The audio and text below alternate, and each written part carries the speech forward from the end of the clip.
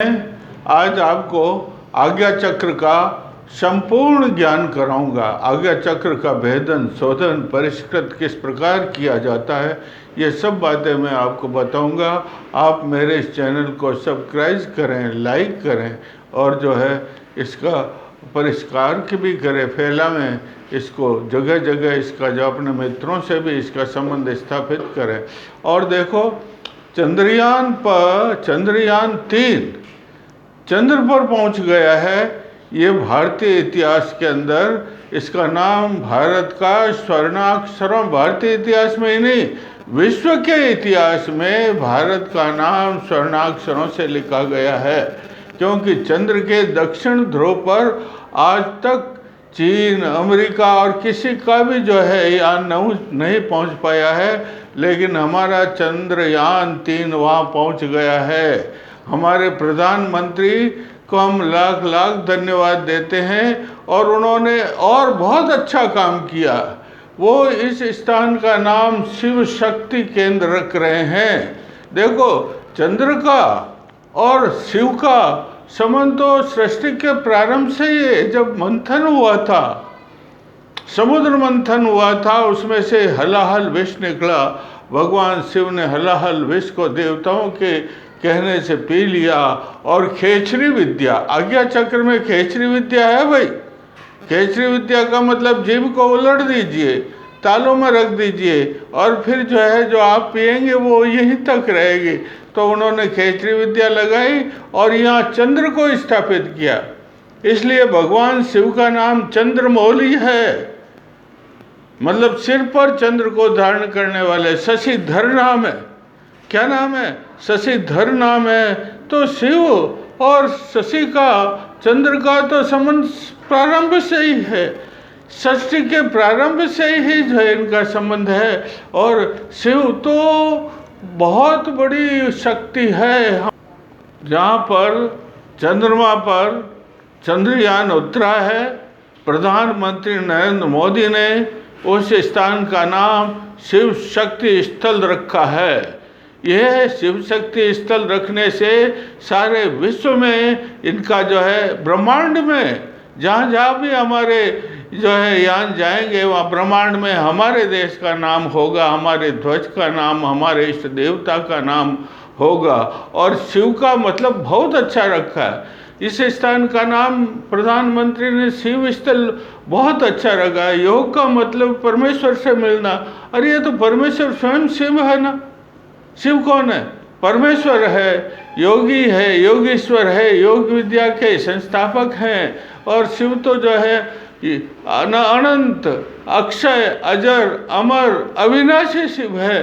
तो इस स्थल का नाम रखने से तो सारी ऊर्जा जो भविष्य में हमारे ऊर्जा का केंद्र, हमारी विश्व ब्रह्मांड की ऊर्जा का केंद्र तो यही होगा ना। इसलिए समस्त हमारे यहाँ जहाँ जहाँ पर जाएंगे हमारा झंडा, हिंदू धर्म का झंडा फहराएंगे और सारी ऊर्जा जो है ऊर्जा संसार को, ब्रह्मांड को, संसार को ही नहीं, समस्त संसार ब्रह्मांड को ऊर्जित करेंगे। शिव का, शक्ति का मतलब ऊर्जा होता है। शक्ति का मतलब क्या होता है? ऊर्जा होता है। ये 5 कलाएं हैं, एक निवृत्ति कला, एक प्रतिष्ठा कला, एक विद्या कला, शांतितीत कला में शिव रहते हैं। यही चंद्रमंडल है। ये जो चंद्रमा पर जो चंद्रयान उतरा है दक्षिण ध्रुव पर, ये चंद्रमंडल विश्व में, भूगोल में, इतिहास में कहलाता है। और चंद्रमंडल पर ही भगवान शिव का निवास होता है। इसलिए जो है हमारे प्रधानमंत्री ने इनका नाम, और जहाँ शिव रहेंगे वहाँ शक्ति रहेगी। शक्ति का मतलब एक ऊर्जा भी होता है। इसको महामाया भी कहते हैं, इसको चिति शक्ति भी कहते हैं, इसको कुंडली भी कहते हैं। तो ये शक्ति स्थल जो रखा है, इसका नाम बड़ी सूझबूझ से हजारों वर्षों आगे तक जो है हमारा इतिहास चलता रहे, हमारी हिंदुस्तान की शक्ति, हमारी वैज्ञानिक शक्ति, तकनीक चलती रहे। इसलिए जो है बड़ी सूझ से, अग्रिम दृष्टि से जो है प्रधानमंत्री ने इसका नाम शिव शक्ति स्थल रखा है। ये जो है हमारे इस चैनल को आप लाइक करें, सब्सक्राइब करें और शेयर भी करें। देखो आज मैं कह रहा हूँ शिव जी तो परम ब्रह्मचर्य, अरे जगत के आराध्य हमारे तो हैं ही, लेकिन आज ऐसा कौन सा विश्व में स्थान है जहाँ शिव का मंदिर है, जहाँ पर भी हिंदू गए। मैं आपको कहूँगा हिंदू धर्म तो सर्वोत्तम धर्म है, और हिंदू धर्म की ध्वजा तो आज विश्व का ऐसा कोई भी देश नहीं है जहाँ पर नहीं फैल रही है।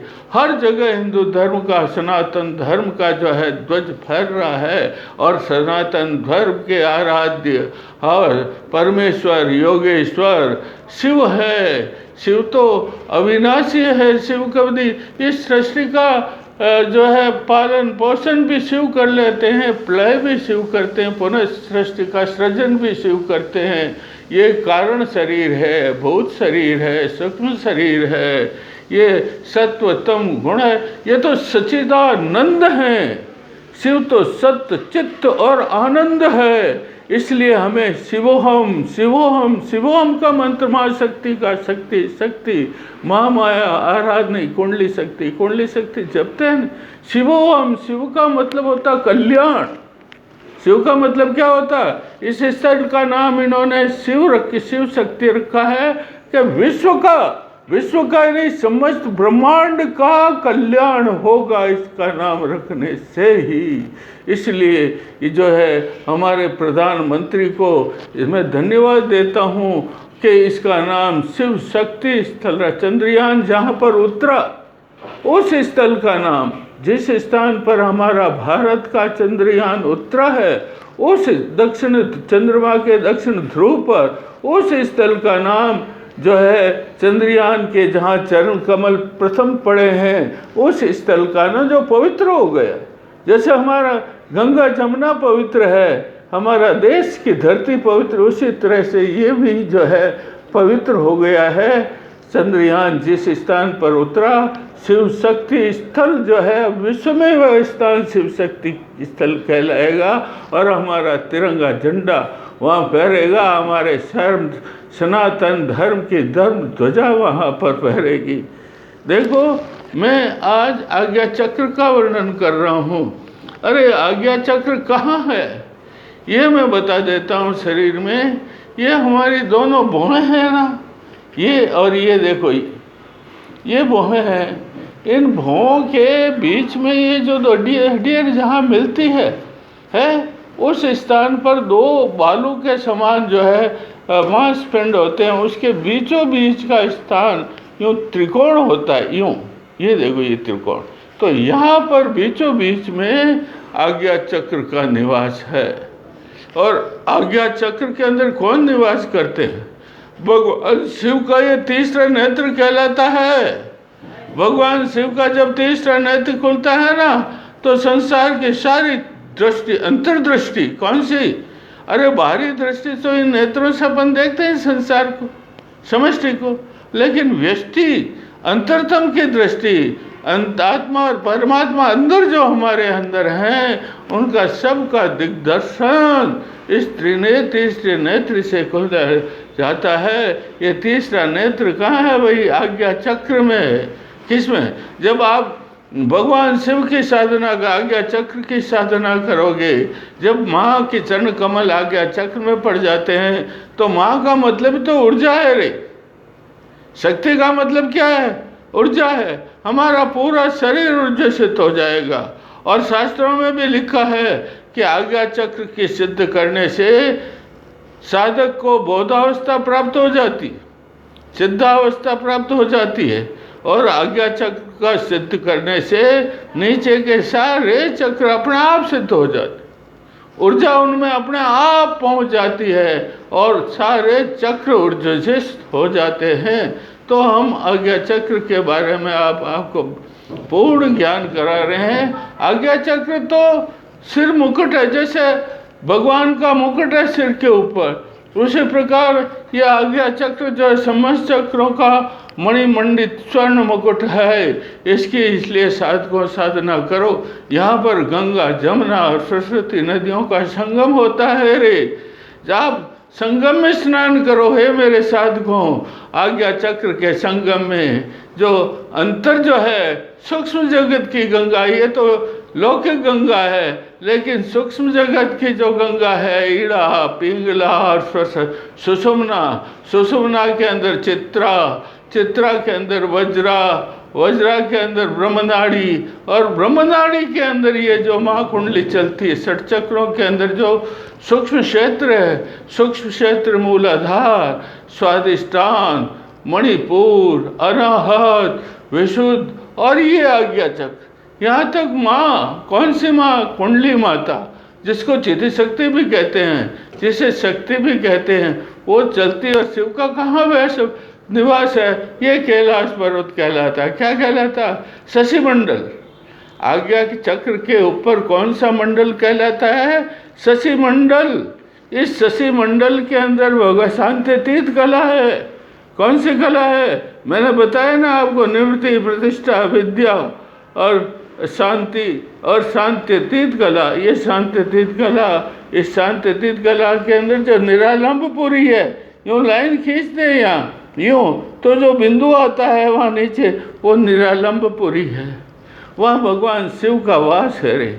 वहाँ शक्ति माँ इन षट चक्रों का भेदन करते हुए भगवान शंकर से मिलने के लिए दौड़ती हुई, उमंगों में फूलती हुई, प्रमुदित होती हुई, कण कण उसका जो है प्रमुदित हो जाता, वहाँ पहुँचती है और भगवान शंकर से मिलन करती है। ऐसे शास्त्रों में भी लिखा है भाई, ये अव्याकृत चंद्र, षोडश किरणों से युक्त जो है कलाएं, षोडश का चंद्रमा में कितनी कला होती है? 16 कलाएं होती। कितनी कलाएं? और कला का मतलब ज्योति प्रसारित करती। 16 कलाएं अलग अलग तरह की ज्योति प्रसारित करते। तो चंद्रमा और आनंद समुद्र मध्य चितसार मणि मंदिरे और अव्याकृत ब्रह्म सिंहासन। कौन सा ब्रह्मासन? कल्प वृक्षादि स्थले मणि मंदिरे, कल्प चितसार मंदिर कौन सा? चित्त का, ये चित्त है ना, ये तो यह मणि मंदिर है, इसमें और कल्प वृक्ष है, उसकी छाया के अंदर अव्याकृत ब्रह्म सिंहासन है। वहाँ पर कौन विराजते हैं? गुणातीत, दिशातीत, मातेश्वरी, मेरी कुंडली माता और भगवान शिव विराजते हैं। इन दोनों का मिलन होता है, वही तो परम ब्रह्म है रे। शिव को ही तो परम ब्रह्म कहते हैं, माँ शक्ति को ही तो प्रमाणी कहते हैं। तो आज्ञा चक्र तो सब चक्रों में सिरमौर है भाई, सर्वश्रेष्ठ है। आज्ञा चक्र में लक्ष्मी का वास भी है रे।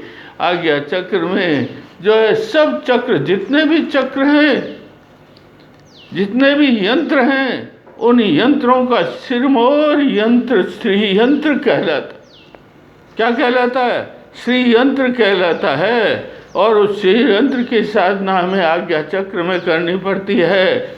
जो श्री यंत्र की साधना, देखो ना, मैंने आपको कहा है कि कुंडली माता से भौतिक सुख भी प्राप्त होता है और कुंडली माता से मोक्ष भी प्राप्त होता है। देवता केवल जो है भौतिक शक्ति देते हैं, मोक्ष नहीं देते, लेकिन कुंडली माता मोक्ष भी देती है और जो है भौतिक सुख भी देती है। इसलिए हमें श्री यंत्र की साधना इस कुंडली आज्ञा चक्र के अंदर करनी चाहिए। श्री यंत्र के अंदर 16 चक्र दल होते हैं और इसलिए हमें हमेशा आज्ञा चक्र का ध्यान करना चाहिए। साधकों, आप आज्ञा चक्र का ध्यान करोगे तो आप परम सिद्ध बन जाओगे, आपको बोधावस्था प्राप्त हो जाएगी, आपको सिद्धावस्था प्राप्त हो जाएगी और आप संसार के अंदर महासिद्ध साधक बन करके विचरण करोगे।